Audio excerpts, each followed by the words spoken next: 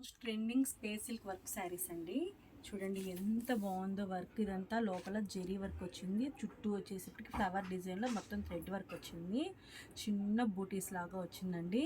ఇదంతా కూడా slab border అండి, ఇదంతా లేస్ కాదు వర్కే, ఇదంతా వర్క్ చేశారు. ఎంత అమేజింగ్గా చేశారు చూడండి. వర్క్ గ్యాప్ లేకుండా మొత్తం థ్రెడ్తో ఫిల్ చేసేసారు అనమాట వర్క్ అనేది.